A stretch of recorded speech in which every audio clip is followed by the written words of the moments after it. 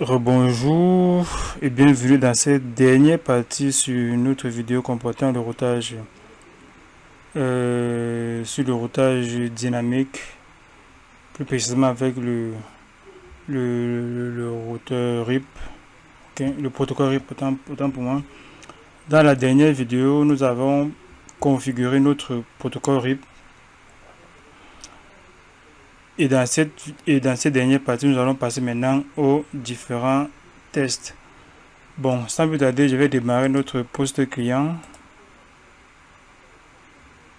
On a deux postes clients, on a Windows 10 et Windows 8.1.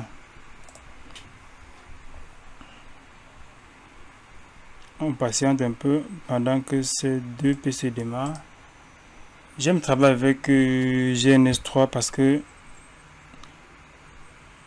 j'aime j'aime rapprocher de plus en plus de la réalité parce que travailler sur Packet Tracer c'est pas du tout intéressant. Oui, c'est pas intéressant. Même celui qui visionne cette vidéo ne sera pas content en tout cas puisque nous aspirons tous à être des professionnels demain. Et pour être professionnel, il faut donc utiliser les outils professionnels. Packet c'est bien, mais c'est uniquement pour l'académie Cisco. Une fois qu'on sort de cette académie-là, pour faire les vrais labs, ce n'est qu'avec les outils comme GNS3, If, NG et certains d'autres encore. Bon, quoique ce sont les deux là qui sont les meilleurs pour faire des simulations réseau. Simulation réseau et système. Bon. Je vais d'abord entrer dans mon PC. Je mets en plein écran. Je vois si l'adressage n'a pas de problème.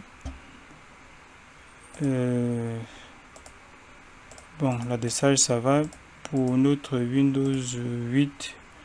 Pas maintenant sur Windows 10. Voici l'adressage. C'est bon aussi par ici. Ok, c'est bon. Bon, ce qu'on va faire c'est quoi? Je vais un peu essayer de lancer un ping sur mon Windows 8. Donc, mon Windows 8 est où? Mon Windows 8 est de ce côté-ci là. Son adresse est là. 50, 10, 10, 50.50. Je mets là. Je mets sur mon Windows 10. Je lance un ping sur Windows 8. Qu'est-ce que je fais? Je mets en plein écran. J'ouvre mon terminal. Ping 10.10.50.50. Je valide. Voilà, vous voyez, le ping passe. Donc, c'est avec la commande tracert suivi de l'adresse IP 10.10 pardon 10.10.50.50. J'écris vraiment de n'importe quoi. 50.50 et je valide. Ça va un peu tracer l'itinéraire de mon paquet jusqu'à la destination de mon Windows 8.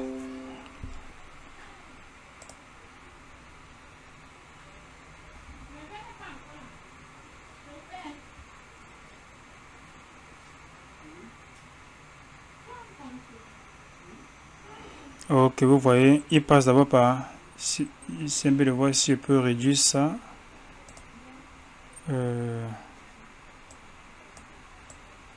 Ok. Je peux ouvrir mon bic là. Je viens là, je clique là-dessus. Il traverse bien notre passerelle par défaut. Notre passerelle par défaut, c'est qui encore? Toujours mon GNS3. Vous voyez? Faut que je sais pas bien pour que vous puissiez bien voir.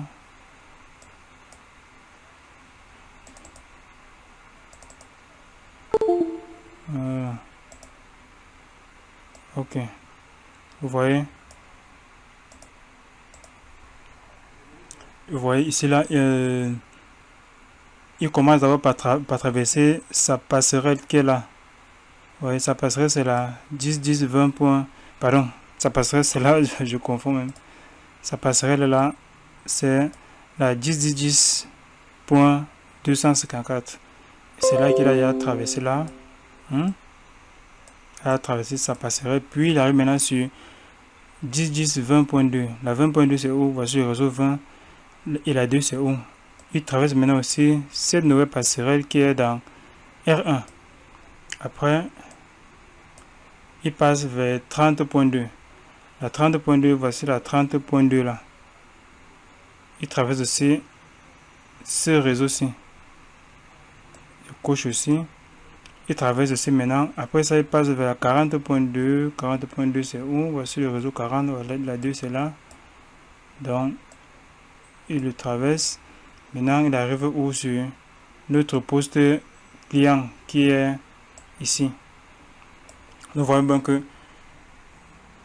à l'introduction de notre présentation sur le protocole RIP, qu'est-ce qu'on a dit? On dit que il utilise ce qu'on appelle il utilise le principe du meilleur chemin. Et c'est un protocole à vecteur de distance. Donc, nous avons tous calculé ici, à l'entame de nos propos lors de la première vidéo, que le meilleur chemin pour que un paquet quittant de notre réseau 10.0/24 puisse arriver sur notre Windows 8 ici là, que le meilleur chemin c'était celui-ci.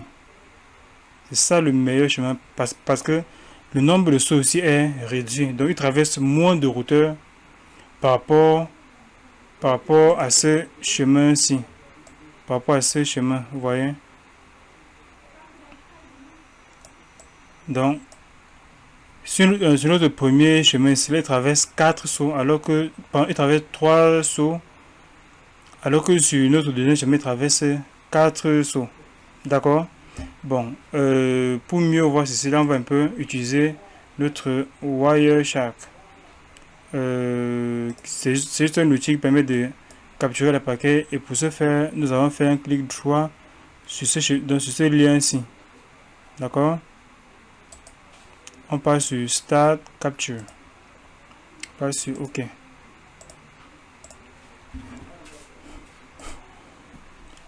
On passe pendant que notre Wireshark démarre.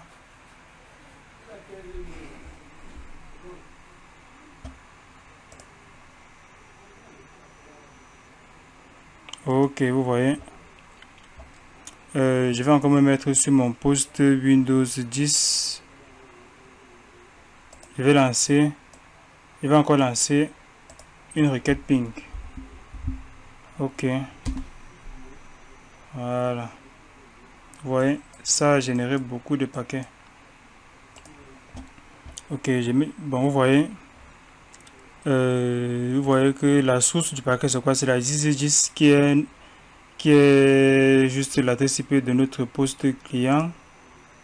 Voilà. Si je monte un peu ça, vous voyez que notre poste client a l'adresse IP. Pardon. Qu'est-ce que je fais? Propriété.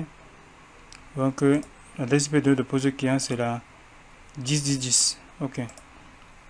Donc c'est lui qui a émis, c'est lui qui a envoyé le paquet vers notre poste client 10.10.50.50. Ok. Donc ça c'est la source, ça c'est la destination. Ce que nous pouvons encore voir c'est quoi? C'est que ça, j'avais dit au début que le routeur RIP envoyait les broadcasts dans un intervalle de 30 secondes avec notre adresse 224.0.0.9. Nous voyons que c'est effectivement ce qui se passe. Vous voyez qu'après 30 secondes maintenant, il va encore envoyer un autre broadcast toujours avec cette même adresse IP. Vous voyez que le protocole implémenté, ça c'est le protocole RIP et RIP version 2. Vous voyez que avec Wireshark, c'est plus facile de voir ce qui se passe de manière claire. Voilà, vous voyez, voici encore d'autres paquets qui sont échangés. Voilà, vous voyez, après 30 secondes, vous voyez, le paquet est échangé entre 200, entre notre 2.2 et 2.1. Vous voyez, voici encore notre paquet qui a été échangé. Notre paquet RIP. Voici un protocole qui est aussi activé par défaut, c'est le protocole CDP. Oui, c'est un protocole qui permet de détecter les différents périphériques qui sont connectés à nos réseaux et qui participent aussi à la construction automatique de notre réseau. Il faut que je vois un peu le temps de notre vidéo. À partir d'un seul, là, je ne pourrai plus charger cette vidéo sur YouTube. Ok, nous sommes à 10 minutes, c'est bon. Retournons dans notre Wireshark. Si par exemple j'arrête la capture, je mets stop, ok, je crois que c'est mieux. Si je double-clique par exemple sur notre paquet-ci, ok, nous verrons, on peut essayer d'analyser cela. Nous pourrons bien analyser quoi dessus. Bon, par exemple, même analysons l'entête de notre IPv4 ici. Nous pouvons voir quoi. Nous voyons que notre l'IP source, dans l'IP qui a émis le paquet, ça c'est la 2.2 et la destination c'est la 224.0.0. Donc c'est notre broadcast qui est géré par notre protocole RIP. Donc ça c'est le message que notre routeur RIP envoie à tous ses membres. Il y a encore quoi qu'on peut regarder. Voilà, ici on voit que la métrique c'est 1. Pour le réseau 30, la métrique c'est 1. Pour le réseau 40 c'est 2. Pour le réseau 50 c'est 3. Pour le réseau 60 c'est 1. Pour le réseau 70 c'est 2. Nous voyons que c'est assez simple. Avec notre Wireshark, nous voyons un peu plus clair sur les paquets qui transitent dans notre réseau. On a encore quoi? Vous voyez, si déroule encore la métrique, du moins ce paquet-ci, vous voyez, ça me donne encore beaucoup plus de détails. Ça me donne l'adresse réseau, ça me donne son masque, ça me donne la métrique, c'est la même chose ici. Vous voyez, c'est assez précis. Ça me dit exactement ce qui se passe sur ce lien. Vous voyez? Ok. Bon. On a analysé le paquet. Ce paquet venait d'où? Ça venait de quel réseau? Ça vient d'ici là. Donc, si je fais par exemple un clic droit là. Bon, si je fais encore mon terminal. Voilà, vous voyez. Notre show API route, si je fais une comparaison entre notre table de routage ici et ce qu'on a analysé sur notre Wireshark, vous voyez que ça sera presque identique. Regardez notre table de routage et regardez la table de routage qui est affichée, donc j'ai pu capturer sur ce lien ici. Regardons par exemple notre réseau 30. Nous allons voir si c'est pareil. 30, la métrique de 30 de notre réseau 30, sa métrique c'est 1.